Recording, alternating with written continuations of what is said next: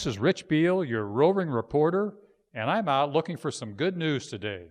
Today I get the opportunity to visit with Lori Fuller, and she's going to visit with us about the Liberia Partnership.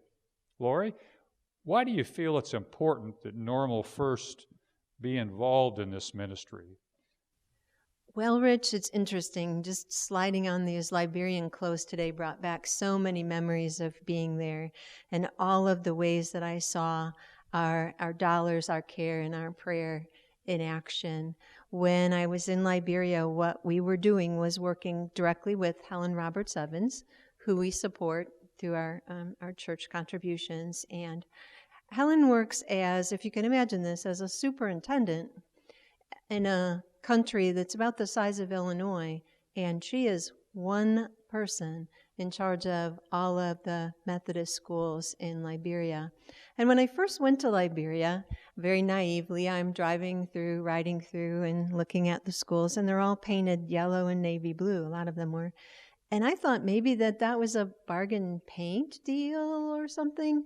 Well, yellow and navy blue are the Methodist colors, and so many of the schools in Liberia are Methodists. There are a few government schools, but most are Methodist, and it's our dollars that, and many, many other churches and organizations' dollars that keep these schools operating.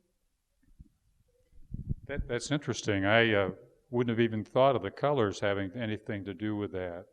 But in terms of the school, age group-wise, is this elementary or all of the above?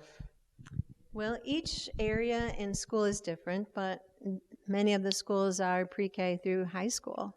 Some areas do not have a high school, but some areas do. And each school is configured a little differently, but each one of those schools is struggling so much just to keep the doors open.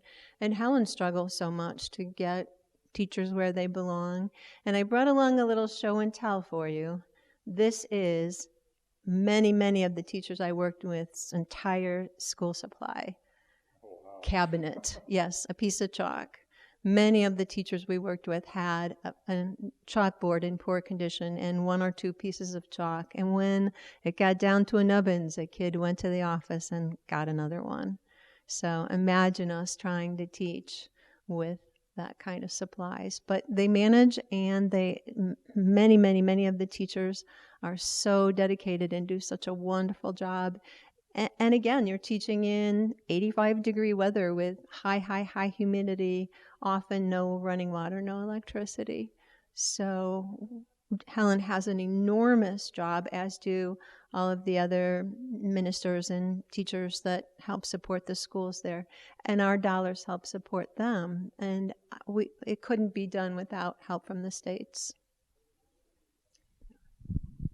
As far as the students, are they close to the school, or do they need to travel, or is there housing? Very interesting question. Travel there is unlike anything we experience here.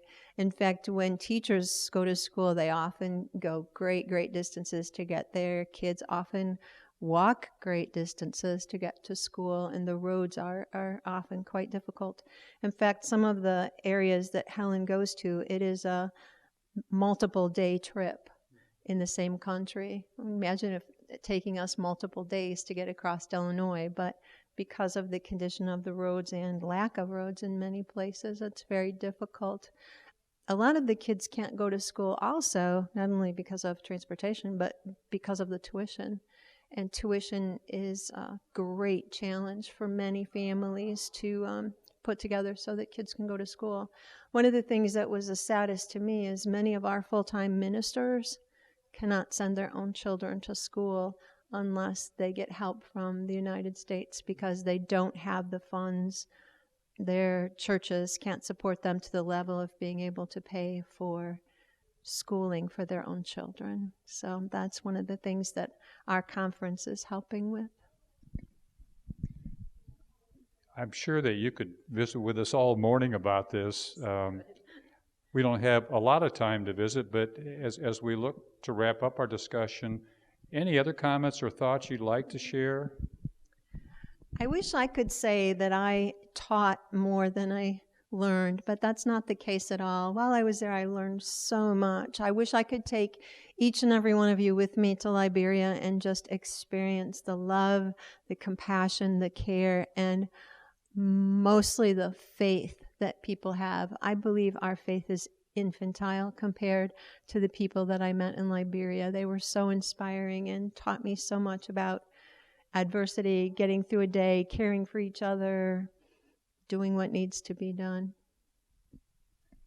Well, Lori, thank you very much for sharing with us today. It sounds like a wonderful experience for us if we would ever be able to go over and help out, but it certainly, you've shared with us the impact that our money has in supporting this partnership.